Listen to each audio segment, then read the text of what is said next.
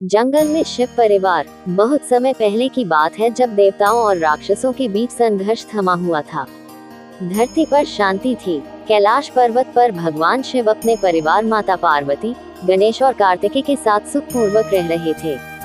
फिर एक दिन माता पार्वती ने कहा, स्वामी हम सदियों से कैलाश पर हैं।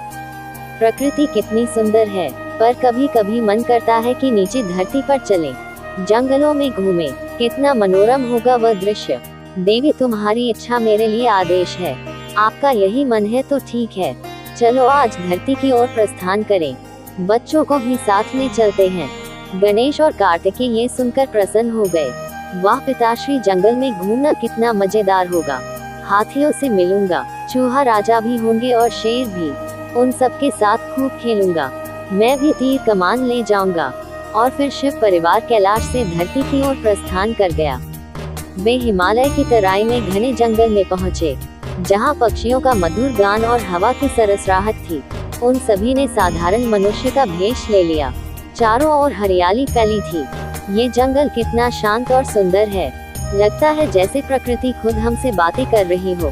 सत्य कहा देवी, यहाँ आकर हमने एक बात जानी कि कभी कभी ईश्वर को भी एकांत की आवश्यकता होती है।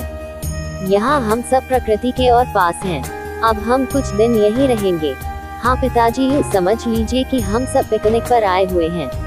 अब तो खूब मजा आएगा। वो सब बातें कर ही रहे थे कि उसी समय पास के जंगल में कुछ जानवरों में हलचल हुई। एक हिरन वहाँ आया और डर के मारे थर-थर कांप रहा था। माँ देखो, ये हिरन डरा हुआ है, लगता है इसे कोई खतरा है, और ऐसा प्रतीत होता है जैसे हमसे कोई मदद मांग रहा है। लगता है कोई शिकारी यहाँ आया है। तभी शिव जी ने अपनी त्रिनेत्र दृष्टि से देखा और पाया कि कुछ मनुष्य जंगल में शिकार करने आए हैं। देवी, यह जंगल शांत है, लेकिन अब ये संतुलन बिगड़ सकता है। हमें कुछ करना होगा। कुछ ही क्षणों में 3 शिकारी वहां पहुंचते हैं। वे विस्मित होकर शिव परिवार को देखते हैं पर पहचान नहीं पाते। ये कौन है? साधु जैसे लगते हैं, लेकिन उनके साथ परिवार भी है। हमें क्या, हमें तो शिकार करना है। पर देखो, ये बच्चा हाथी जैसा है और दूसरा वीर योद्धा। फिर शिवजी ने उन्हें रोका और कहा, हे मनुष्यों, इस जंगल में शिकार मत करो। ये सभी जीवों का घर है, तुम्हारा नहीं। क्यों? तुम होते कौन हो हमें रोकने वाले? तुम्हारी जमीन तो नहीं है ना ये तो। चुप करो मूर्ख, मैं वही हूँ जिसने तुम्हें जीवन दिया है। मैं महादेव हूँ। तभी शिव का रूप तेजस्वी हो गया। उनकी तीसरी आंख से ज्वाला निकलने लगी। प्रभु क्षमा करें, हमें नहीं पता था कि आप स्वयं यहाँ हैं। तुम्हारा अज्ञान तुम्हारा अपराध नहीं बनता, परंतु अब से जानवरों का आदर करना सीखो। और अगर खेलना ही है तो मेरे साथ खेलो, पर हिंसा मत करो। तुम चाहो तो तीर कमान से लक्ष्य साधने की प्रतियोगिता कर सकते हो। शिकारी नतमस्तक हो गए और उन्होंने प्रण किया कि वे फिर कभी जंगल में शिकार नहीं करेंगे। वे सब वहाँ से चले गए। इसके बाद शिव परिवार ने उस जंगल में कुटिया बनाए और वहीं रहने लगे। माँ, हमें भूख लगी है, आप हमारे लिए खीर बना दो ना। ठीक है पुत्र, तुम कुछ देर प्रतीक्षा करो, हम अभी बनाकर लाते हैं। अब भगवान शिव मंत्रों का जाप करने एक पेड़ के नीचे बैठ गए और गणेश और कार्तिकेय उस जंगल का मुआयना करने लगे। उधर माँ पार्वती भगवान शिव से बोली, प्रभु चूल्हा जलाने के लिए लकड़ियाँ तो है ही नहीं। तुम चिंता मत करो देवकी, हम अभी लकड़ियाँ चुनकर लाते हैं। महादेव अब लकड़ियाँ चुनने जंगल में चले गए और कुछ देर बाद सर पर लकड़ियों का गट्ठर लेकर लौटे। लो देवी, अब जल्दी से भोजन की व्यवस्था कर दो। इस जंगल में तुम्हारे हाथ का बना भोजन खाने की बात ही अलग है। कुछ देर बाद माँ पार्वती खीर बनाने की तैयारी करने लगती हैं। अरे खीर के लिए दूध तो यहाँ है ही नहीं। तभी उनकी कुटिया के बाहर एक गाय रंभाने लगती है। माँ पार्वती बाहर आती हैं। माता, आपको दूध की आवश्यकता है तो मुझसे ले लीजिए, मेरे लिए इससे बड़ी खुशी की बात क्या ही होगी। जिसके बाद उस गाय से दूध निकालकर अंदर जाकर चूल्हे पर खीर चढ़ाने को रख देती हैं। उधर कार्तिकेय और गणेश जो जंगल में भ्रमण पर निकले थे, वो चलते चलते रास्ता भटक गए। हमें बहुत देर हो गई है निकले हुए, अब तो अंधेरा भी होने लगा है, ऊपर से हम रास्ता भी भटक चुके हैं।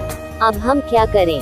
माता पिता हमारी प्रतीक्षा कर रहे होंगे, वे चिंतित होंगे। तभी माँ पार्वती की बनाई हुई खीर की खुशबू सारे जंगल में फैल जाती है।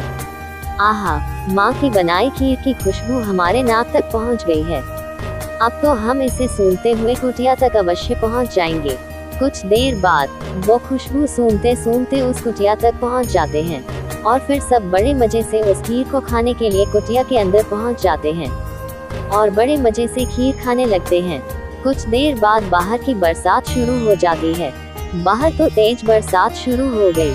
अब हम सबको इसी कुटिया में सोना होगा। इसके पश्चात में सब उस कुटिया में आराम से सो जाते हैं। लेकिन अगली सुबह जब वे जागते हैं तो सभी जंगली जानवर उसकी कुटिया के बाहर हाथों में माला लिए खड़े थे। प्रभु, आपने हमारे हिरन की जान बचाई, उसके लिए आपका बहुत बहुत शुक्रिया। तुम सब की रक्षा करना तो मेरा फर्ज है। लेकिन माता, हमें आपसे एक शिकायत है। कैसी शिकायत? यही कि आपने कल शाम को खीर बनाई लेकिन हम सबको नहीं दी। कोई बात नहीं भालू, तुम्हारा इतना मन है तो मैं तुम सबके लिए आज शाम को ही खीर बना दूंगी। ठीक है दोस्तों, तो शाम को तुम सभी दावत पर आमंत्रित हो। फिर माता पार्वती ने उन सभी के लिए शाम को खीर बनाई। जंगल के सभी जानवर आमंत्रित थे। सभी के पत्तल में खीर परोसी गई जो उन सबको बड़ी पसंद आई। अब शिव परिवार उस जंगल में कई दिनों तक रहा। उन्होंने वहाँ के पक्षियों, जानवरों और वृक्षों से मित्रता की।